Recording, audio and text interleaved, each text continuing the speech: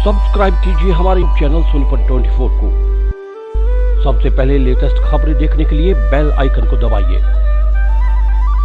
इन कृषि कानूनों के खिलाफ लगातार किसान दिल्ली की सीमाओं पर डटे हुए हैं और अब किसान गर्मी की तैयारियों में जुटे हुए हैं। सोनीपत के सिंगू बॉर्डर पर किसान ट्रॉलियों में ही गर्मी की व्यवस्था कर पहुंच रहे हैं।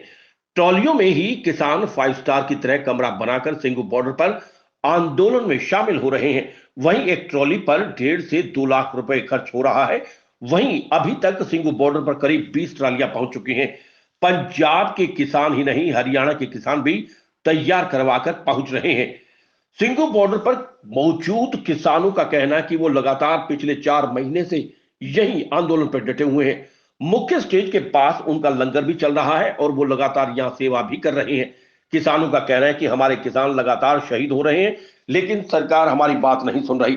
वहीं सर्दी में तो हमने कंबल और आग के सहारे आंदोलन चलाया और अब हमने यहां 1-2 नहीं बल्कि 4 ट्रालियां तैयार करवाई हैं, जिसमें हम ही नहीं कोई भी आकर रह सकता है और आगे जरूरत पड़ी तो और भी ट्रालियां हम तैयार करवाएंगे।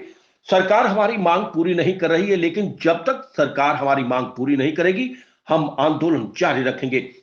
संयुक्त किसान मोर्चा जो कह रहा है हम उसके हिसाब से आंदोलन को आगे बढ़ा रहे हैं। किसान मोर्चा ने बोल दिया है कि केएमपी को जाम करेंगे, वहीं दिल्ली कूच भी हम जरूर करेंगे, क्योंकि सरकार की आंखें नहीं खुल रही हैं और वो किसानों की मांग पूरी नहीं कर रही है। लेकिन चाहे समय कितना भी लग जाए, ये तीनों कृषि कानून जब तक रद्द नहीं होंगे हमारा आंदोलन इसी तरह जारी रहेगा। सोनीपत 24 के लिए रमेश कुमार की रिपोर्ट। मेरा नाम अमनदीप कौर है। मैं पंजाब लुधियाना सानेवाल से पिंड दरौड़ की रहने वाली हूँ। हमें 4 महीने हो गए यहाँ पे लगातार डटे हुए। तो जैसे सर्दियों में इसको ये लगता था कि अभी तो फसल बोई है, ये लोग चले जाएंगे, तो हमारी फसल, गेहूं की फसल पक भी गई है। हम बीज के आए थे, वो पक भी चुकी है।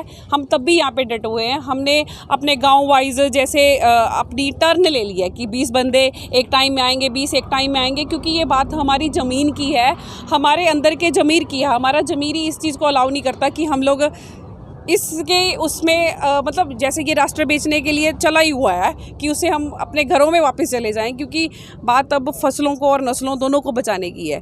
जैसे गोदी मीडिया प्रचार करता रहा पहले कि ये लोग चले जाएंगे, वैसे ही अब प्रचार कर रहे हैं कि गर्मी आ गई, ये लोग तो भाग जाएंगे, ये चले जाएंगे। तो आपने देखा होगा वहाँ बैरिकेड यहाँ से स्टार्ट होते हैं यहाँ तक लेके कि पंखे, AC सब चीज़ का इंतज़ाम है। हम खानदानी जमींदार बंदे हैं, हम कोई चाय बेचने वाले तो है नहीं है इसकी तरह डर जाएंगे। हम खानदानी जमींदार बंदे हैं। जिस चीज़ का भी यहाँ पे हमें और हमारे किसान भाइयों को ज़रूरत होगी वो हम लेके आएंगे। और सेकंड बात करते हैं फंडिंग की, तो देखो इस हिसाब से फंडिंग हो रही है कि हर फैसिलिटी का यहाँ पे ध्यान रखा जाता है। फ्रिज भी आ चुके हैं, AC भी आ चुके हैं, कूलर भी आ चुके हैं। हम लोग जाने वाले नहीं हैं, हम हमारे हक लेके जाएंगे। और हम इस बात के लिए भी खुश हैं कि हमारी संयुक्त किसान मोर्चा की तरफ से 10 अप्रैल को 24 घंटे के लिए KMP जाम करने का कॉल आया है। हम उस चीज़ का स्वागत करते हैं। शायद इनको लगता होगा कि वहाँ धूप में ये लोग मतलब बैठेंगे नहीं या आगे का कोई कॉल नहीं देंगे, तो ऐसा बिल्कुल ये सोचना बंद कर दें। हम लोग बिल्कुल उस चीज़ का स्वागत करते हैं। हम लोग बैठेंगे, यहाँ पे भी बैठे हुए हैं। हमारा तो एक वैसे भी नारा है, डटे थे, डटे हैं और डटे रहेंगे। अपने हक वापस मतलब लेके फिर ही वापस जाएंगे। जैसे एक कॉल और आया है कि मई में आगे बढ़ने का वो है। हम तो बहुत देर से हमारे किसान नेताओं को कह रहे थे कि आगे चलो, क्योंकि इस वाली सरकार जुमला पार्टी की सरकार है ना, जो इसके कान ही नहीं है, तो इनको सुनना ही बंद हो चुका है। पता नहीं इनको कौन सी लैंग्वेज में बात समझ में आएगी। हम हर एक लैंग्वेज जानते हैं, जिस लैंग्वेज में इनको हमारे बड़े बूढ़े किसान भाइयों की बात समझ में आती है हम उस लैंग्वेज में इसको समझा देना चाहते हैं। लेकिन जो ये राष्ट्र बेचने के और निजीकरण के उसमें आया हुआ है ना, इसको ये स्टॉप लगाना बहुत ज़्यादा ज़रूरी है। और हम दोनों कॉल का स्वागत करते हैं और डटेंगे। जितनी मर्जी गर्मी हो जाए हम बिल्कुल भी वापस नहीं जाएंगे। आपका परिचय?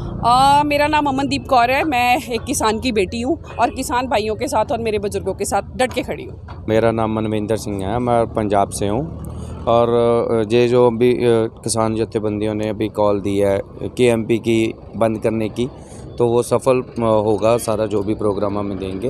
उसके अलावा जो मतलब सेशन घिराव करने का है और हम लोग वहाँ भी पहुँचेंगे, सांसद का घिराव करेंगे।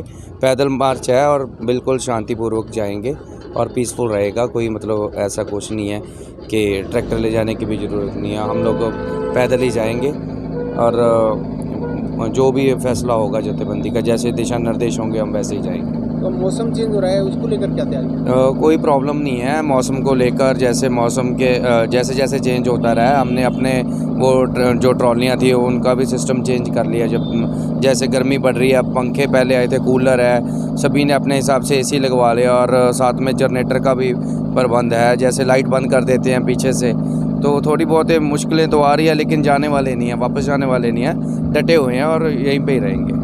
ਸਤਿ ਸ਼੍ਰੀ ਅਕਾਲ ਜੀ, ਜਸਕੀਰਤ ਆਏ ਸੁਲਤਾਨਪੁਰ ਤੋਂ ਮੈਂ ਜੀ। ਹਾਂਜੀ, ਤੇ ਜਿਵੇਂ ਕਿ ਤੁਹਾਨੂੰ ਪਤਾ ਹੀ ਆ, ਕਾਫੀ ਚਿਰ ਦੇ ਆਪਾਂ ਧਰਨੇ 'ਤੇ ਡਟੇ ਹੋਏ ਆ ਤੇ ਹੁਣ ਗਾਂਹ ਤੋਂ ਗਾਂਹ ਜਿੱਦਾਂ ਵੀ ਜਥੇਬੰਦੀਆਂ ਨੇ ਸਾਨੂੰ ਕਿਹਾ ਵਾ 10 ਤਰੀਕ ਨੂੰ ਆਪਾਂ KMPR ਰੋਡ ਜਾਮ ਕਰਾਂਗੇ 24 ਘੰਟਿਆਂ ਲਈ। ਜਿਵੇਂ ਕਿ ਅੱਗੇ ਪਹਿਲਾਂ ਥੋੜ੍ਹੇ ਟਾਈਮ ਲਈ ਕੀਤਾ ਸੀ, ਫਿਰ 12 ਘੰਟੇ ਲਈ ਜਾਂ 4 ਘੰਟੇ ਲਈ ਪਹਿਲਾਂ ਕੀਤਾ ਸੀ, ਹੁਣ ਆਪਾਂ ਇਹਨੂੰ ਪੂਰਾ 24 ਘੰਟੇ ਲਈ ਬੰਦ ਕਰਾਂਗੇ। ਤੇ ਹੋਰ ਆਪਾਂ 5 ਮਈ ਨੂੰ FCI ਜਿਹੜੇ ਦਫ਼ਤਰ ਆ ਉਹ ਵੀ ਆਪਾਂ ਉਹਨਾਂ ਦਾ ਵੀ ਘਰਾ ਕਰਾਂਗੇ। ਤੇ ਬਾਕੀ ਹੁਣ ਗਾਂਹ ਜਦੋਂ ਕਾਲ ਆਊਗੀ ਆਪਾਂ ਮਈ ਦੇ ਵਿੱਚ ਆਪਾਂ ਉੱਥੇ ਵੀ ਜਾਵਾਂਗੇ, ਸੰਸਦ ਵੀ ਜਾਵਾਂਗੇ। तो क्या गर्मी अब काफ़ी है, तो क्या कुछ तैयारी है? ਤਿਆਰੀ ਇੱਦਾਂ ਜੀ, ਟਰਾਲੀਆਂ 'ਚ AC ਲੱਗੇ ਆ, ਟਰਾਲੀਆਂ ਤਾਂ ਅਸੀਂ ਪੂਰੀਆਂ ਤਿਆਰ ਕੀਤੀਆਂ ਹੋਈਆਂ। ਬਾਕੀ ਅਸੀਂ ਜੱਟਾਂ ਦੇ ਪੁੱਤਾਂ ਦੀ ਗਰਮੀ ਅਸੀਂ ਸਹਿ ਸਕਦੇ ਹਾਂ, ਕੋਈ ਏਡੀ ਗੱਲ ਨਹੀਂ ਗੀ, ਕਿਉਂਕਿ ਆਪਾਂ ਖੱਤਿਆਂ 'ਚ ਕੰਮ ਕਰਦੇ ਹਾਂ, ਜੂਨ 'ਚ ਵੀ ਕਰਦੇ ਹਾਂ, ਠੰਡ 'ਚ ਵੀ ਕਰਦੇ ਹਾਂ, ਕੋਈ ਏਡੀ ਗਰਮੀ ਸਾਨੂੰ ਕੁਝ ਨਹੀਂ ਕਹਿੰਦੀ। ਬਾਕੀ ਚਲੋ ਰਿਲੈਕਸ ਵੀ ਚਾਹੀਦਾ ਆਪਦੇ ਲਈ, ਚਲੋ ਆਪਦੀਆਂ ਅਸੀਂ ਫੈਸਿਲਿਟੀਆਂ ਲਈ ਸਾਰਾ AC ਵੀ ਲਾਇਆ, ਸਾਰਾ ਕੁਝ ਕੀਤਾ ਆ, ਤੇ ਪਰ ਉੱਦਾਂ ਸਾਨੂੰ ਗਰਮੀ ਕੁਝ ਨਹੀਂ ਕਹਿੰਦੀ, ਕੋਈ ਏਡੀ ਗੱਲ ਨਹੀਂ ਹੈ। ਮੇਰਾ ਨਾਮ ਕਰਮਵੀਰ ਸਿੰਘ, ਸਾਡਾ ਪਿੰਡ ਕੁੱਕੜ ਪਿੰਡ ਜਲੰਧਰ ਦੁਆਬੇ ਤੋਂ ਅਸੀਂ ਹੈਗੇ ਹਾਂ। ਅਸੀਂ ਆਏ ਸੀ ਤਕਰੀਬਨ 26 ਨਵੰਬਰ ਦੇ ਅਸੀਂ ਇੱਥੇ ਆਏ ਹੋਏ ਹਾਂ। ਸਾਡਾ ਉਹਦਾ ਚਾਹ ਕੌਫੀ ਦਾ ਲੰਗਰ ਚੱਲਦਾ, ਜਿਹੜਾ ਸੰਯੁਕਤ ਮੋਰਚੇ ਦੀ ਜਿਹੜੀ ਮੇਨ ਸਟੇਜ ਹੈ ਉਹਦੀ ਬੈਕ ਸਾਈਡ 'ਤੇ।